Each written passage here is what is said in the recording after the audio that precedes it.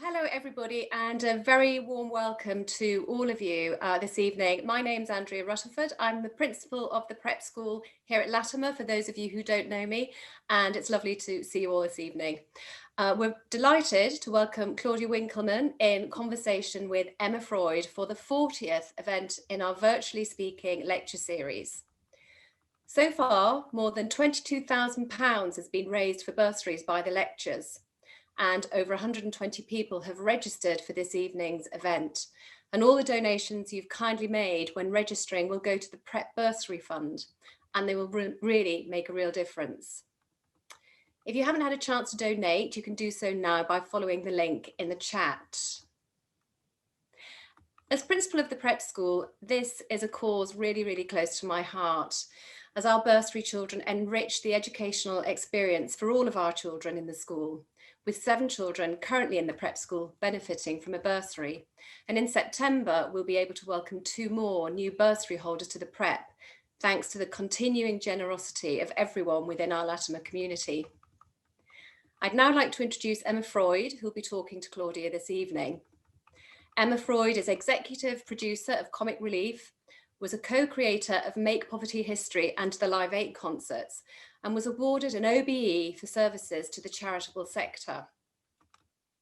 She's also a seasoned interviewer, a reporter for the BBC Radio 4, and won Columnist of the Year award for her series of articles in The Telegraph on living in New York. And for the last 25 years, Emma has worked with her partner, Richard Curtis, as either script editor or co-producer of 4 Weddings and a Funeral, Bridget Jones's Diary, Notting Hill, Love Actually, and Yesterday. And I, along with many of you, I'm sure, am an enormous fan of every single one of those. Emma is also the mother of a LATYMERian. I'm also a massive fan of everything Claudia does, but especially for being one of our lovely prep school mums. And so I'm really grateful to both Claudia and Emma for supporting the prep bursary this evening. I know how busy you both are, so we really appreciate your time. We've already been sent lots of questions, and I know Emma will ask as many as time allows, both during and at the end of the conversation. And you can also post questions in the chat during the conversation. And finally, we'd ask if you can try and keep yourselves muted so that we can all hear clearly. So now, without further ado, please do enjoy the evening. And Emma, over to you. There we go. That was a great start, wasn't it?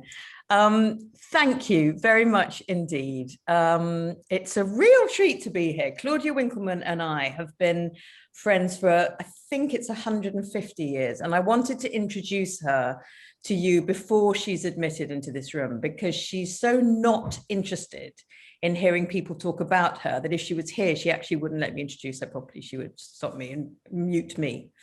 So just before we allow her in, let me explain. She is the funniest woman I know, but she's also one of the cleverest. She went to City of London School, where she was never fashionable, but she did make it to Cambridge University. We first met when she first started out as a TV presenter. 21 years later, she's absolutely confirmed as the UK queen of TV, but not just any TV. She's genuinely queen of live TV, which is about as exposing as it gets within the media. She's landed the best job in television, presenting Strictly and working with Mary Berry on Britain's Best Cook.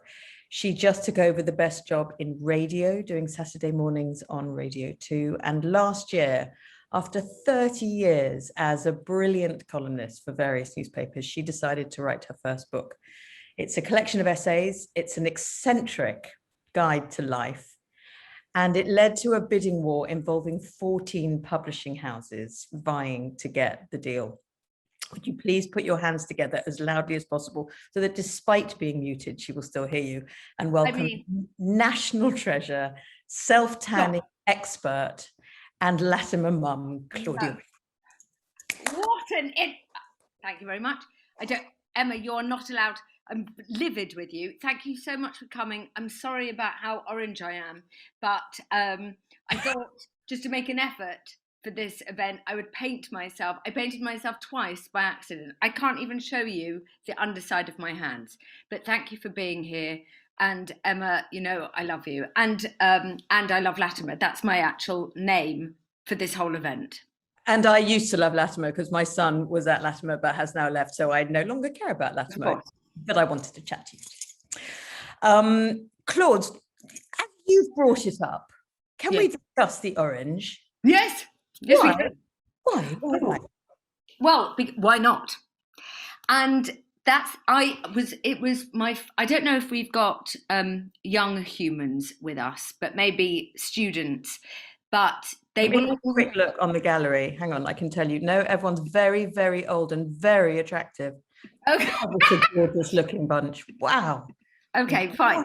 Well, when I was about 15, I discovered, some of you might remember, in my mum's bathroom, something called Ultra Glow. You might all be younger than me, but Ultra Glow was like a brick entirely made of sort of gravy granules. It was like a deep russet. It wasn't subtle. It wasn't sun-kissed. It wasn't, I've just had lunch on a barge and caught the sun. It was fluorescent neon. And while I was waiting for the mulligatawny soup, which was our favourite lunch, I'm just giving some detail, I thought I would try some on. And that was my first love. I didn't have a boyfriend until I was 18. I was a slow starter. We can pull on that string. But Ultra Glow was and I just felt much jaunty. And I'm not good at it. I don't want it to look natural. I don't want to look like I might have actually caught the sun. I want it to look like I've used old tea bags when I've run out of tan. I'll use any old thing. And I've never gone over it. No, and why would you? Because it's completely lovely. And quite a useful barrier, I feel, to the world as well. But that's beside the point. So can we go back? So I've got some fantastic questions from the parents or from whoever's watching that have already come in, which I'm going to go through here and there. They're excellent. They're much better than my questions, slightly embarrassingly. And this one came in from somebody who's watching at the moment. And it's about when you were at school, because there's a lot of school focus. What did you want to be? I wanted to work so I had the most extraordinary teacher, like a mind-blowing, I know all teachers are wonderful, but sometimes you have one who almost physically reaches in and grabs your gut and twists it. So I wanted to work in the art world. So we were really quite annoying teenagers. We chewed gum and we all ticked history of art. You know, when you choose your A-levels, I mean, now the idea that I've got an 18-year-old who did an A-level today, although you wouldn't know it because he was more interested in what he picked up at the co-op. Never mind. But now, you know, you go through them meticulously. I'm not saying there's anything wrong with my parents, but then we just went, what do you fancy? While we were, you know, chewing gum, putting sun in our hair and Ultra Glow on our foreheads and trying to smoke fags on the tube. I'm not proud of it. And we wrote down history of art because we thought it would be easy. So we all turn up, all the bad kids. You know, we were in fishnets. We were in love with Simon Le Bon. We didn't pay any attention. We didn't care. Do you know what I mean? This is boring. Our parents are annoying. And Mrs. Dale was quite strict, very prim. She believed in the colour brown. She never wore anything that wasn't brown, just different shades of brown. And she's, I suppose, a person that if you didn't know her, if you weren't taught by her, that I'm not saying forgettable in a bad way, but she was just that person. Anyway, she stood in front of us and she said, right, I've got the measure of you. Everyone get up. And she made us all get up. And our school was in the Barbican. She marched us to St. Paul's Cathedral. And she gave us like one of those lectures that I will never forget, even though I'm 49 now. I was 16. And she said, forget everything else. Forget boys. Forget what you're eating. Forget the drama at school. Forget the friendship problems. Forget how annoying you find your parents. And you have to revel in the beauty of art, because it is something that will feed you for the rest of your life, either through sculpture or through painting. And 10 of us stopped chewing our gum. We started wearing skirts at a normal length. And she just sort of, I mean, I didn't even do well in my GCSEs, but she was like, she said, you should do history of art at Cambridge because of how you feel about Rembrandt. Pardon? And the best person about 17th century Dutch art, the most wonderful professor, Jean-Michel Massing, was teaching at Cambridge at that time. I was obsessed, absolutely obsessed by 17th century art and basically the depiction of maps in art at that time. I don't know why. I mean, I would like to say I was into other stuff. Anyway, so I wanted to work in the world of art. And I did go and work in an art gallery after university, and I lasted exactly 4 days because it was slow. So it wasn't the art that you loved, it was Mrs. Dale. It was Mrs. Dale, and I do love art, and I immerse myself in it now. And if I ever have a slightly wobbly day, all I have to do is go to the National Gallery and everything is fine. And I'm trying to instill the same love with my kids. My dad also did it, because my dad used to take me to the National every single weekend, but his only rule was we were only ever allowed to look at one painting. So now when I'm guilty of this, I take my kids to the Science Museum and I go, let's start here. And then we'll have lunch and then maybe we'll go over here. And I make it too long. And he would take me to the National and we'd only look at one. So we'd stand in front of the Vermeer. We really look at it. And he'd really ask brilliant questions. He's a brilliant man, my dad, cleverest man I've ever met. Don't tell my husband. And my husband knows it already. And then he would say, right now, and National Gallery is obviously next to Chinatown, and I loved ramen. I mean, noodles from birth. And he said, right, now we're going for noodles. And I'd walk past other works. I'd walk past Titian's Ariadne. I'd walk past Rembrandt. I'd walk past Stubbs. And I go, but Dad, look at that. And he'd go, no, not allowed. If that's the one you want, we'll do that next week. So he instilled a love of art. Then there was Mrs. Dale. The art gallery was very glamorous and very empty. And you just had to sit there. Everyone was hungry, I don't know why, and they wore uncomfortable shoes, and we just sat there and somebody came in and you had to fawn over that. And I was also brought up in a house by journalists and publishers, and loud and noise and words and discussion and debate. So then I went and worked at a magazine. That was too long an answer, right? You don't want answers that long. No, I'll take any answer that long. That was perfect. That's the answer. So when I was at school, I wanted to work in art. I just knew I wanted to be surrounded by beautiful things. I get why you left it. You then moved into magazines and then into television and into writing. When what was that? That was in the early 90s? No, the 80s. Yeah, I left university at 93. So I guess I started on live TV, or I don't know, that kind of like 95, 96. So tell me a little bit about women in the media then. How did you find that side of things? Is it very different to how it is now? Well, weirdly, it wasn't for me then, because I went to live TV. I was still writing. I used to write a column for Tatler. I always knew, my mum always said, oh, you're having a little go at telly. That's fine, but don't ever let that be the thing. And I still haven't, which is why I wrote the column, because I assume everyone is going to wake up and say she's rubbish, and then I'll have something else to do. And I went and worked in telly, but my first job was at Live TV, which was a station run by Janet Street Porter. And my boss at Tatler was Kate Reardon, who you know, who you write for her now. And so my mum was incredibly strong at home and a journalist. So I didn't work in a world ever. I had one experience where a man sort of told me to hush. I was like, oh dear, that's interesting. Good luck with that. But I have always worked in and amongst women. And I think, I don't know about papers. It was really hard for my mum. When my mum was pregnant with me, there wasn't such a thing as maternity leave. She was woman's editor, I think, at The Observer. And I think a month before I came, she was like, are we going to have to discuss this? And I mean, absolutely ridiculous. But in television is predominantly, not predominantly, I would like some statistics, but I have always worked with and for women. You've also always kind of adopted a slightly male role in the jobs that you've done. You've not had a kind of gender definition for the way that you've approached your work. I mean, even on Strictly, you're not fluffy. Yeah, you're wearing a suit, or you don't flirt with people that you interview with. You don't use your sexuality, which I've always thought was very intelligent, because it means that you've got no sell by date. Yeah. You can't get to that point where you go, you used to be very sexy, but you're not anymore.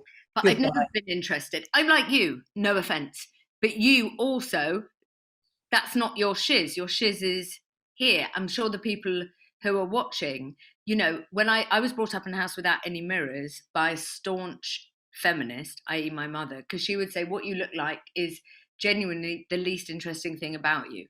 And this is what I say to my daughter. It's quite difficult in the world of selfie and social media, but I'm like, don't worry about that. I mean, you're really funny and you're kind and you work hard. This business or whatever it is. Honestly, don't worry about it. And I never wanted people to find me sexy or attractive. That's not what I'm interested in. Can we talk about your new job for a minute? I know. So the big taking over from Graham Norton, Saturday mornings, Radio 2, the gig. Yeah. Like 20 years ago, if someone had said to you, what's the gig? No, that's the gig. That's the gig. We all know that's the gig. It's just one of those things. You also said before you started it that you wanted to wear a nappy because you were that scared about it, but that if it didn't work out, you would know and you would leave. Yes. You're what, a month in now? I've done 5. 5 weeks in. And? Well, I'm not wearing a nappy anymore. That's the headline. And if I'm not sure, I'm loving it. And what's extraordinary about radio is it's immediate. It's like this. If I say something, I can't see anybody, but well, maybe we're just talking to ourselves like we normally do. No, you haven't gone on to gallery view, but that's fine. Doesn't matter. I've done that for you. They all look lovely. If there are humans, what's amazing about radio is it's sort of immediate, but I will know whether it's worked or whether it hasn't. And if it hasn't, I'm very happy to bow out. I think that's important. In all things. In relationship, you know, I've never been the same man for 900 years, as you know, but, you know, when you're done, you're done. If you to look back now to 5 weeks ago onto your first show, is there anything you'd have done differently? I don't look back, which I realise isn't very helpful, but I can't, definitely not with my work. I don't know what I've done. I mean, I can't remember. Somebody said to me the other day, do you remember we did that documentary? What? And that's just because my head's full of whether we should have fish fingers or I should make chicken nuggets. I don't call them chicken nuggets. I think I call them, I don't know, breaded chicken. Goujon. A recipe. You go with Goujon. There you go. So, I mean, it's like all of these things where they feel insurmountable. When you sat down and thought, all right, when you're with Richard, let's do this concert. Or let's do this. The ideas, you're the editor of Comic Relief. When you say, I'm not being funny, but David Walliams said he'd probably quite like a swim.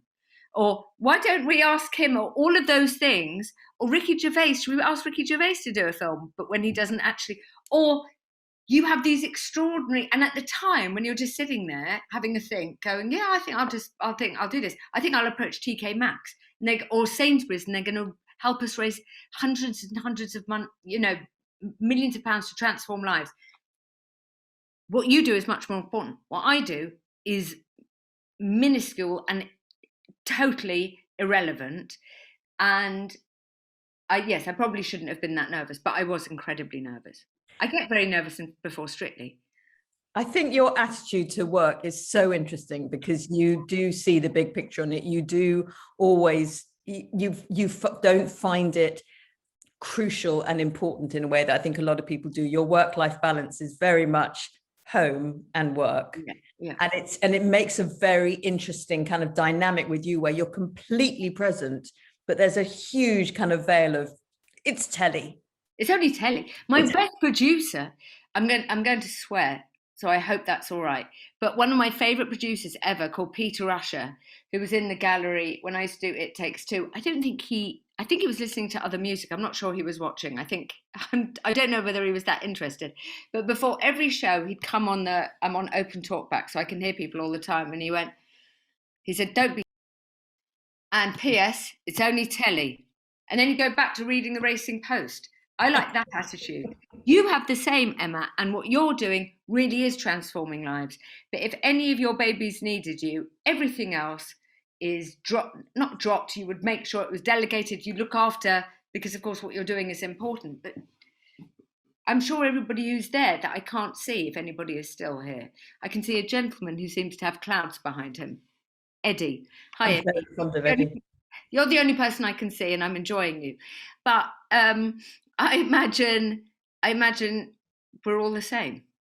When you get offered a job or when you're going for a job, what are your criteria then when you're looking at it? Is it this will be fun, this pays incredibly well, this is intellectually challenging, this is not intellectually challenging, this is my comfort zone, this is not my, how does it work with you? This is a very good question. I like thanks, Claudia.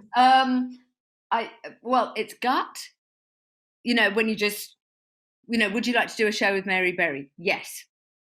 Would you like to do a sister show to Strictly? Absolutely.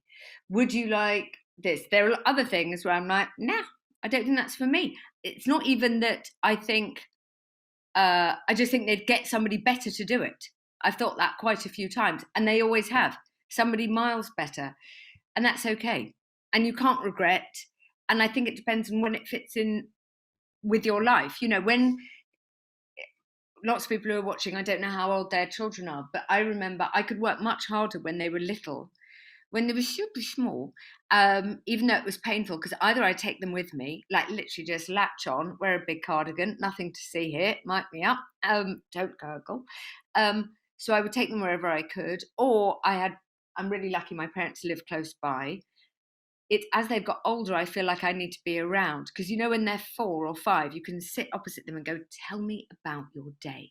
And they actually do tell you about their day. And they go, I can't believe it. And so had a mini cheddar, and they want a mini cheddar. And there's a big conversation about what is a ruler for? And then you have a bath, and then they go to bed at 7.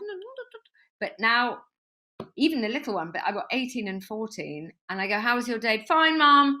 They grab some bread, usually with something on it.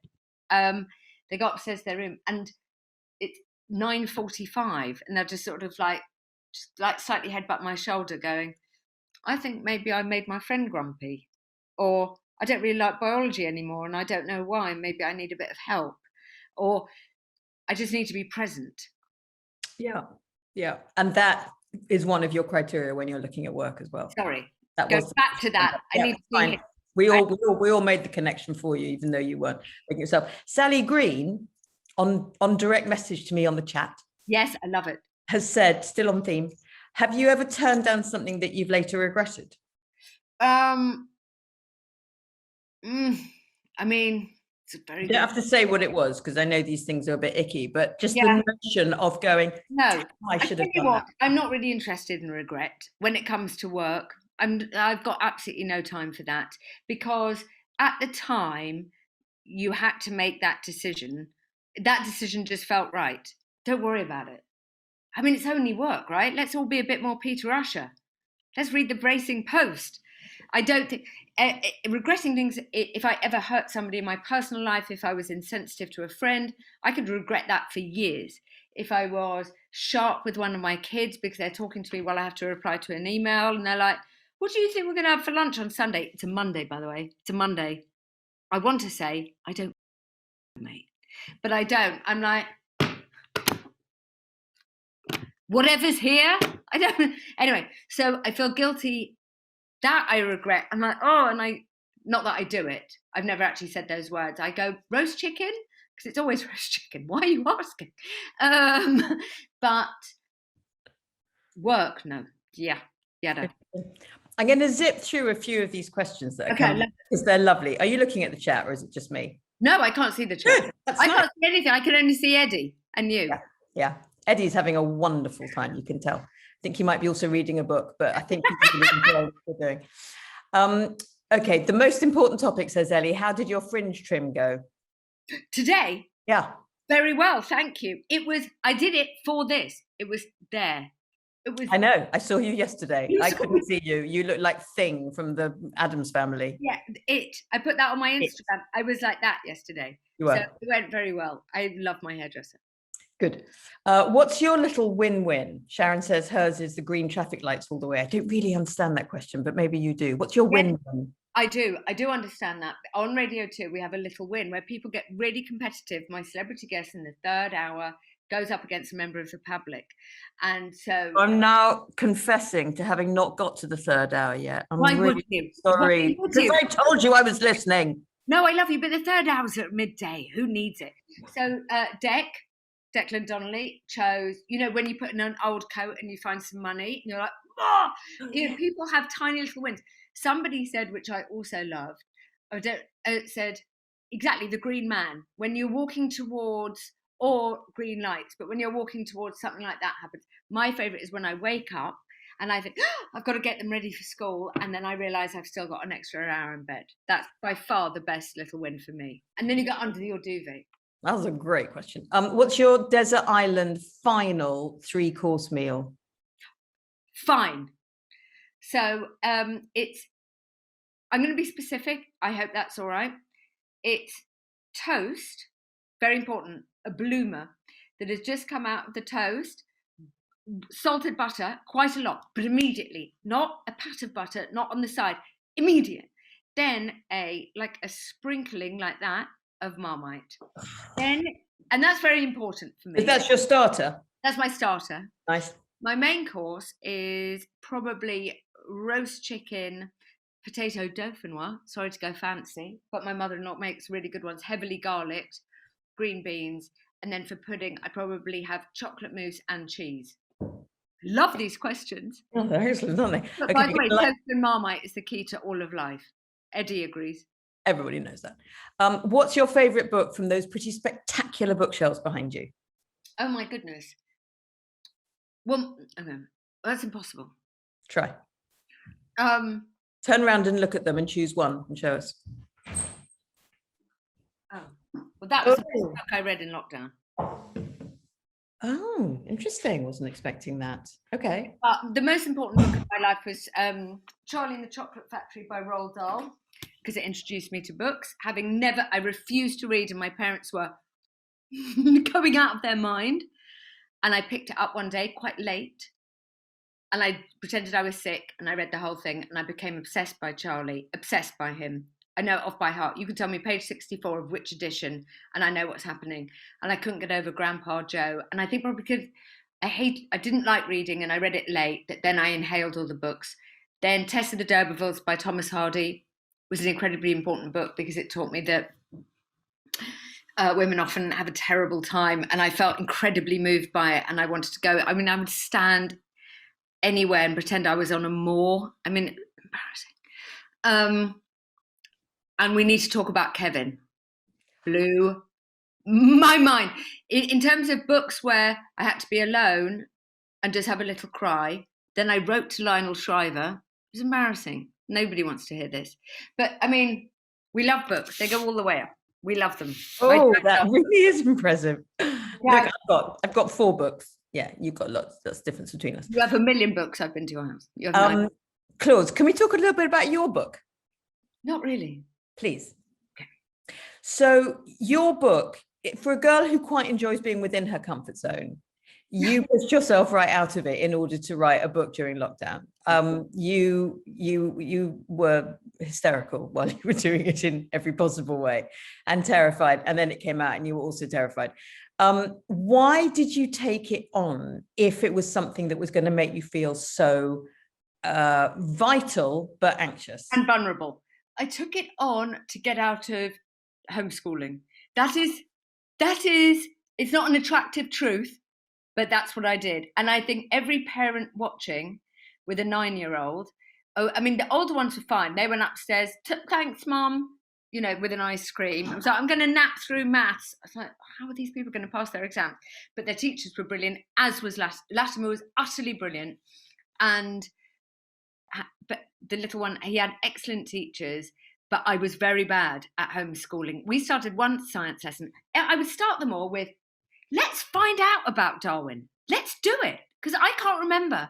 And I think it's really interesting. And I know it's about the beaks. Let's do it. 20 minutes later, I'm going, the beagle was a boat, you moron. Like, did he actually have a beagle? I'm like, how are you this thick? How? I don't understand. And what is amazing to me is that I found it hard with one, and I genuinely don't know how these extraordinary beings do it with 30 or 25 kids. I don't understand. And my husband is patient, you know him very well. Danish, calm. He's never got angry. He's never in his life. I've been with him 22 years, 23 years. He's never had an argument like, I think you're annoying. Yes, I probably am. I will go and make some herring. He doesn't talk like that. He's literally been to Denmark once. Anyway, but somebody had to do something. And so I put him in charge of homeschooling, and I came upstairs and I tried to write a book. And you managed it. It's, I love it. It's a collection of essays. It's a sort of guide to life. It's very extreme. It's very funny. It's very interesting. If people were to read it, and I'm really asking this question so that nobody watching has to read it, because I know that would be your preferred option. If they could learn one thing from it, oh, would it be? Well, the main gist, I mean, I talk about naps and eyeliner and the importance of melted cheese and what I'm going to do when my son leaves home, and you can't sleep with a man who believes in star signs. That includes you, Eddie. And I do all of those things, but the main thrust of it, and I blame all of us in this, is I'm very anti-perfect and anti the idea we have to be perfect and everything has to be just so, and the relationship has to be wonderful and everybody's coming around and there's an Angora throw, silly me, and I made a ratatouille and the kids are learning instruments. I don't know how they do it, and they love. Forget that. I am not interested in any of that. I'm interested in ramshackle and honesty and it all slightly falling apart. We're just doing the best we can. We cuddle them, we love them, balls to extracurricular. But I don't mean it unless your kid particularly wants to do it. But I'm interested in real and not this junk that we put out, which is just showing off. That's all it is. That's all it is. Do you think that was too harsh? No, it was a really, I mean, it's a theme that goes all the way through the book, and you end with it as well about slowing down as well. Slowing down. We all slowed down. In fact, we've all sort of ground to a standstill now, haven't we? Slightly. So you were ahead of the curve on that, let's say. No. Han, I'm going to go back to a few more questions from our audience. So this is one that I enjoyed very much indeed. Of all the different contestants that you had on Strictly over the last however many years is it, who is your favorite? My favorite contestant, I have two. Well, I don't think I'm allowed favorites, but never mind. I loved Ed Balls more than life itself because he went in with absolute passion, and that man cares about all kinds of things. He was like a uomo universale, you know, like he would say to me, because when we were in my area, and I really get to chat with him, he'd be like, I can't believe it, this library is closing. And I know where this is, and it's just outside Wolverhampton. It absolutely can't close. So, and he would talk to me about that. And then he'd go, do you want to see my heel leads? What, Ed? Pardon? I don't understand. And so I like people like that. And I loved Alicia Dixon because that girl's laugh, I mean, it sounds moronic, such a cliche, but other people laughing is like a tonic. My mum always said the best sound she's ever had in her life is me and my brother laughing when it has nothing to do with her. In another room, when me and my brother used to howl with laughter, she was just like, oh, that is, if I could bottle it. Anyway, Alicia Dixon is not my child. She's young enough to be my child. But when she laughs from a different part of her body. I don't know what kind of laugh it is. And in Elstree, it's not very glamorous where the backstage bit, but you could hear her everywhere. And so she made the whole thing a joy. She won, I think. She did. I can't remember anything, as I said, but she was a joy. And but I love them all. They've all been excellent. That question came in from Mr. Bill Bailey. So I suppose that was the wrong answer. Are you lying? No. Can you ask me again? Claude, you know Strictly? Yeah, that thing I do. In all of your years doing it, who would you say is your favourite contestant that you've ever had? There's only... Pick me! There he is! Bill! Of course it's Bill. Right answer. Babe, I didn't know you asked it. I couldn't read. Yeah, well, it's too late now. It's too late, you've blown it now. Of course it's you. Of course it's me. Of course it's you. And you did make me cry after the show must go on. Oh, did I? Yes. In a good way? In a good way, yeah, not like, oh. No, you were incredibly moving because that night, for anybody watching, was just after, we went on after Boris cancelled Christmas, which I'm sure he had to start being political about anything. Nobody get grumpy with me. And there were so many members of our team. I got emotional. I felt bad, but who couldn't suddenly see their family. They couldn't get home in time. No. Because the cutoff was midnight. Then you go and perform The Show Must Go On. Then your guitar lights up. Then you come up with magical creature, Oti. and who feels every dance, right? She feels it. Anyway, we all had a little cry. I know it was quite an emotional day, wasn't it? The whole thing, I thought. The whole thing. Because of what the circumstances of the lockdown and everything. Yeah. But I thought it was a great show. I mean, the whole thing was a great show, wasn't it? The final was great entertainment. It was great entertainment, and it was. I mean, I tell you why I felt bad for you guys is I want you. You must do it again. Let's just do that, because not that you'd want to, but the noise of the crowd is what lifts. You know, when you first start and you're like, what? Who? Pardon? I remember so many people going, I can't Aliash, or I can't Oti, or I can't. And they go, you go. And then you've got 800 people screaming. Yes. It's been very strange for you all just to be in an empty studio. It was a bit odd like that. Very strange. But hopefully it'll come back with an audience. And we'll come back and make some triumphant return. And I'll set the guitar on fire again, especially for you. Please. Bill, has it changed anything for you? Did you on the journey that you went through on it? Did anything move? And are you a different person now? I just think yes, something has changed, because I mean, you know, I've done a lot of things in my life where they've been quite nerve-wracking. You know, standing on stage in front of thousands of people in stadiums and performing comedy, which is a reckless, as you know, foolhardy profession. But there's nothing quite like, oh, you know, you're just about to dance live on television in front of millions of people to focus the mind. Yeah. It's extraordinary. And I think once you do something like that, you feel you can do anything. Yeah. You're capable of anything, because it's you know, it's completely out of my comfort zone. Totally. I mean, I thought I would be the one would be fired out of a cannon dressed as a weasel, which I was completely up for, by the way, Claudia. I was going to be, you know, if you were going to suggest that, I'd have gone, yeah, I'll do that. No, I tell you what, I think what's also amazing about Strictly is it teaches, I mean, it sounds like a cliche and annoying, but that power of partnership that because you just have to trust whoever you're with. And the ones who just go, okay, and they work hard. You and Oti were a brilliant team, as was everyone. I'm not saying anybody wasn't, but it's so, you know, when we're all grown ups, the idea that you meet somebody and you go, all right, well, I'm just going to throw myself off this cliff, and you're saying that you're going to make it. Everything will be fine. Everything will be fine. Okay, I mean, unbelievable. Little people do it, but not grown ups. No. Claude, if you, and I know you wouldn't ever, but if you had to do a Bill Bailey, if you had to be a contestant on the show, if it was, you know, otherwise all your children would get killed, one of those situations, who would your partner be? Who would you choose? I love them all. Whoever they gave me, I think would be the right person. I mean, I want to say Johannes because he's hilarious. Yeah. I also want to say Anton because he's the master. He's been there. No, you're shaking it. I think Giovanni's fantastic. Aliash is adorable. Graziana. I would, you know, I think you have to go in and just go, I'm in your hands. Do whatever you say. And the outfit of choice? Black, sparkly, big fringe. Very nice. Bill, thank you for that. That was a real brilliant treat. That was a real treat. You're welcome. Bill, is your son doing A-levels like mine? Or is he below? Right.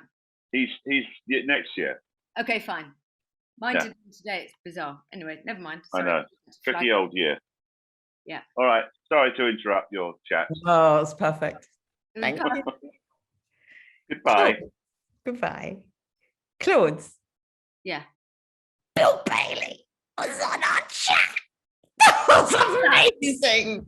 I knew he was there. You didn't know. I didn't tell you. I didn't know because I'm not on any kind of. I have no idea. Oh, I just got here, but Eddie's left. As far as I can see, there's 4 of us. No, there's not. There's a few more than that. Okay, a couple more questions from here. Okay. Who comes up with the jokes in between dances on Strictly? Strictly theme. Oh, well, who comes up with the jokes? Oh, I see. Yeah. There's a man. But we all we go in on Friday, where we eat quite a lot of pizza, which means putting on the dress on Saturday is annoying. And we all sit in a room and try and work them out. But sort of jokes have slightly gone, I think. Interesting. Okay, good. I want to talk very quickly, because we're going to end in about 10 minutes, about growing old. Yes, good. It's my favourite. Good. You're interested / not interested in growing old gracefully? Discuss. Good. This is an excellent question. I do not want to grow old. I want to look like I'm falling apart, and I also want to fall apart. So I don't want to look. I don't want to go to a golf club. I don't want to suddenly wear pastels. I'm not saying that one has to do that, but I don't want to change. I'm still going to try and look like Chrissie Hynde / Gene Simmons / Alice Cooper. I want to look decrepit, eye makeup, bad bra, boots, perfect. What I don't want to do is mess and try and look younger. I want to quietly creak away, but still be with my girlfriends, laugh my head off, and cuddle those little puppies. What have you got against growing old gracefully? Keeping it all together? Quite a lot. Tell me. Quite a lot. I mean, how long? No, I tell you what I think. No, growing old is gracefully is absolutely perfect for graceful people. I am not graceful and never have been. I mean, I got fired from ballet for landing like a rhino, I think, when I was 4. That was a tricky conversation that my mum had with the ballet teacher. But so I don't dress. I'm nearly 50. I don't know what 50 is supposed to look like anymore. But I don't think it's not that I want to look younger than 50. I want to look like my version of 50, which, as I said, is a bit Steve Tyler after a big night out, a bit Meatloaf on New Year's Day, a bit Ozzy Osbourne the day after Thanksgiving when he's had a big feed and he's got some chicken skin under his neck. That's what I'm after. So I think for those who have been graceful, they will just continue. What I don't want and I don't feel is any pressure to suddenly look like an actual grown-up. I want to look like a goth. I want to ask you this because it's cheeky, but you've talked about it, you've written about it, so I feel that I'm allowed. Doesn't that make... You're allowed to ask me anything. But you did have a go at Botox once. Yes, of course. Not a fan.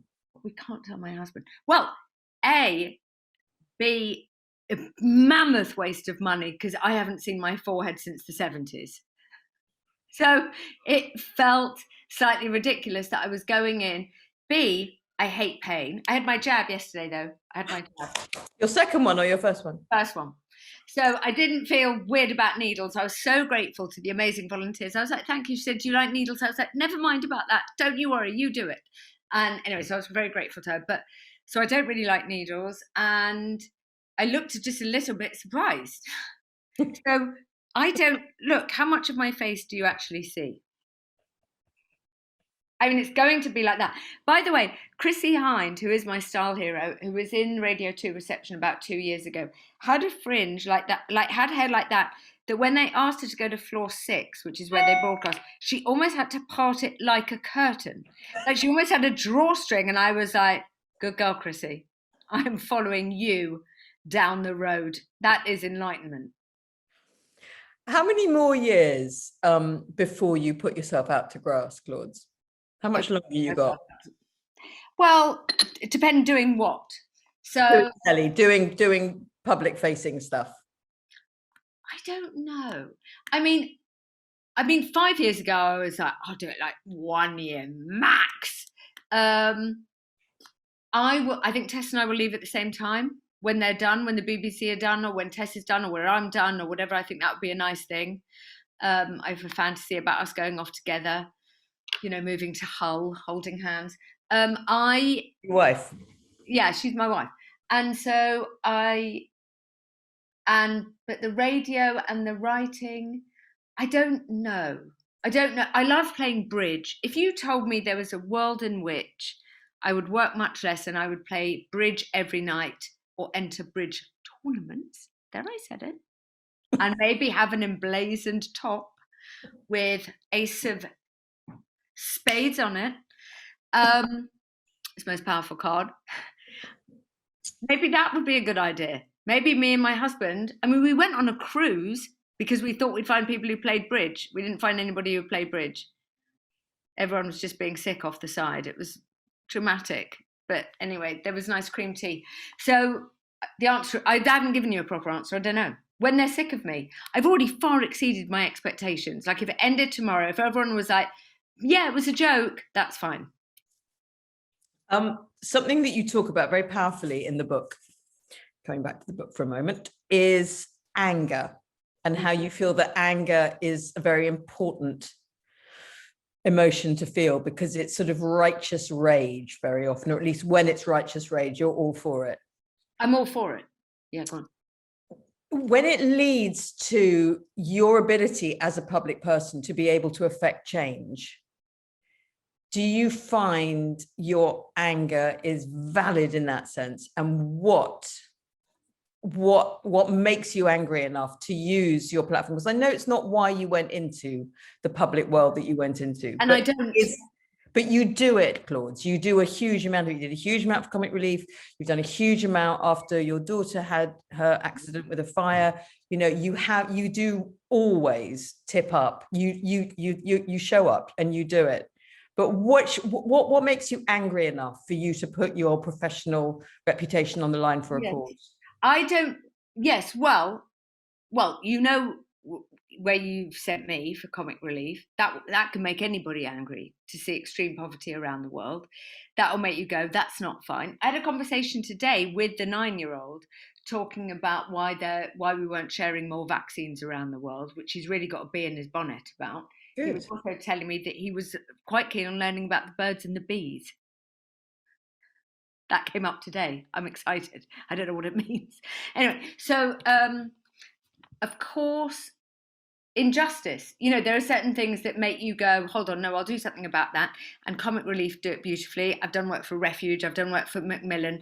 When people just go, we'd love you to do this, or the Prince's Trust, I don't know whether that's anger, I think that's empathy. But if my daughter is angry about all kinds of things, but in a good way, like she should be. She's nearly 15 and she's suddenly working out how it is to be a woman and all of these feelings. And in that chapter, there was a whole chapter on the things that people tell you shouldn't feel, like you shouldn't feel guilt. I think guilt is also fine.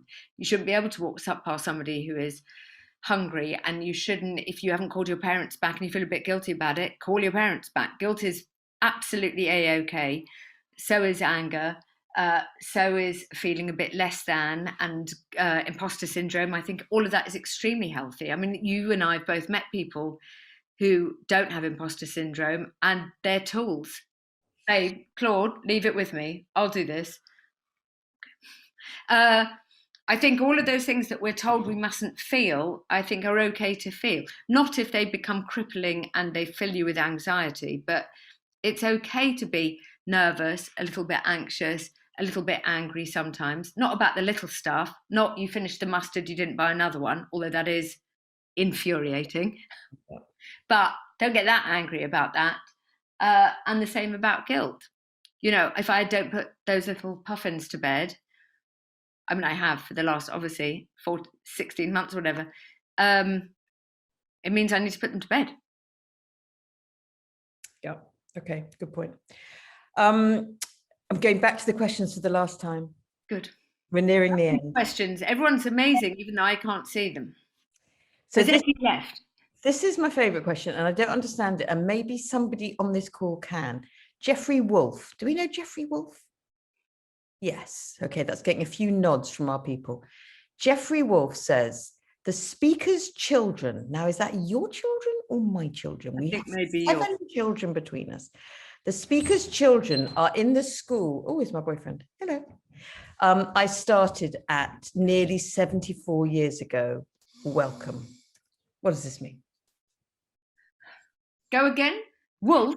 The speaker's children are in the school I started at nearly 74 years ago. Hello, Jeffrey. What was it you wanted to say? Is in the right place. It's about the two of you. Oh. You weren't texting someone else and it got muddled up. No, because I couldn't. Your names didn't come up in the chart, so I had to do it as an everyone. Ah, Got it. I'm you glad we've cleared that up. brilliant? So you're a LATYMERian. Yes. Fantastic. Well, it's a lovely school. Okay. It was a great surprise. I didn't know Bill Bailey had children there. I didn't know Bill Bailey was going to be on this chat. It's made my day. This is my boyfriend laughing in the corner, by the way. Do you want to say hello to all the nice people? Yeah. Yeah, okay, hurry up. I've got another question. This is a very good one coming up, but first, Okay, love it. that's Richard. Sorry, this isn't the thing still going on, is Yeah. it? Oh my God. Just say hello and then go away. Sorry, hello. Yeah, you can sit there for a bit. So, Claude, here's a good one. When you look down the lens, and this is preceded by... Or takeaway? No, this is preceded by someone... That's adorable. Did he just say egg salad or takeaway? He said, shall we order a takeaway? And I said, no, I hate my children having takeaways. I hate it. I'll cook you something. It'll just be a bit late because I was working. So, I'm sorry, that's my fault. You're a very good cook. someone said you have a very instant connection when you look down the lens. You just have a way of communicating with the British public that a lot of people don't. And even you can't say that's not true. When you look down the camera lens, who do you see? Do you see an audience? Do you see one person? One person. Who is that one person? Well, it's my cameraman called Crookie, who is fantastic on Strictly, and he is normally either playing a game or he's doing his weekly shop. If I can, he is, and that's all right, because I'm on a locked shop. And if I can get him to look up, we've smashed it. We've absolutely smashed it. Also, this is a complete secret, but I will share with the group. And you can't all ask me, but I'll take a couple. I often to kids who are friends of mine or cousins or whatever, or maybe kids that I've met through a charity, they can give me a word or a couple of words and I have to get them in. And if you look back on the last however many years of Strictly, you go, there's the word. What? No. On my first Radio 2 show, I had to say Pegasus. Oh, that was hard. And I think on the Strictly final, I had to say Corfu. Hard. I think I might have said it to Bill. You're like an island, Bill. It's like you're Corfu. I mean, it's hard. So when I do that, don't tell anyone about this. I think it might be illegal. When I do that, I'm thinking about that person. But when I first started telly, somebody very clever said, who are you really close to? I was like 23, and I still am. And I said, my mum. And he went, all right, get a picture of your mum and tape it to the bottom of the camera, and you're telling her. one person. Yeah, very good. I would like to invite anybody who's still left on this call. Maybe it is just the two of us now. I love it. If anyone else is still there. Pop in the chat the word that you would like to see Claude. What, the show on the Saturday morning BBC Two show, or should we store one up for Strictly? We can't store one up for Strictly. Okay, so for this Saturday. Oh my gosh, they're all coming in. Combine Harvester, Mary Poppins, it's too hard. Mermaid, Latimer, Poppycock. No one's going with chessboard, pineapple. Do you want to take any of these, Claude? I'll take pineapple. Easy. Pineapple. All right. You sure you don't want to take Latimer? I think that's hard, and isn't that? I don't know how. Yeah. Okay. Let's go with a Kinder Bueno. I can't. I'll get into trouble. Okay. Fine. Yeah. Go with pineapple. This Saturday. I'll get pineapple in the first. This is what I promise. I can't do it in the first link because I will be fired, or somebody will think that I've been drinking. If I said, good morning, everybody, pineapple, but I will get it in early. So you don't have to listen to the full 3 hours. Okay. We're at an hour. It's it. I want to leave you. I want you to leave. Someone's serenading you, Claude. I was singing, it's me. Hey! I was just going to sing this to you because my hero is Chrissy Hine. No way! Yeah. She's fine.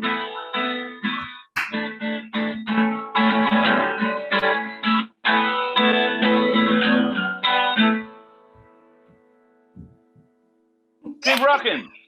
This has been the best chat of my life. It really has been good, isn't it? Bill, I've just loved it. Just as a final word, sweetheart, just give me one sentence on what you've loved about LATYMER since we arrived there a few years ago. LATYMER is the most, it's so full of heart. I live so far away. We went to look at it and I was like, we can't come here. But I went with a friend and we watched Andrea speak and we thought, this is the best school in the whole world. So it is full of heart. The teaching is extraordinary and they really, really care. It's the best school ever. I'll do whatever they want. Claude, thank you. Everybody who joined us on this, thank you. I've had a fantastic hour and I've now got to go and cook a very late dinner for my family. I hope everyone has a very good evening. I know, Andrea, that you told us how to end the chat, but I've already forgotten. So I'm just going to say thank you very much indeed. Thank you, Emma. Can we have a round of applause for Emma? And for Claudia. Emma is amazing, and that's a fact. Love you, Emma. I will just say thank you so much, Emma and Claudia, for a truly engaging hour. I've laughed so much that my cheeks hurt. Of course, thank you all the audience as well for your excellent questions and for making this evening so enjoyable. And Bill, for the record, you are LATYMER's favourite contestant. And if you would like to catch up on any previous talks, please copy the link from the chat, which will take you to our video library to view at your leisure. And for our next event tomorrow evening, Peter Winter, who is the former head of LATYMER Upper, will take you on a guided literary tour of France. He will explain and set in context a selection of poems and short prose, linking them to the plays which inspired them or to which they refer, and of course to their author and time. We will travel all over France and its overseas territories and end up in Paris. Peter hopes to literally give you a taste of France, its people, rivers, landscapes and cities, something too of its colonial past and its cheeses.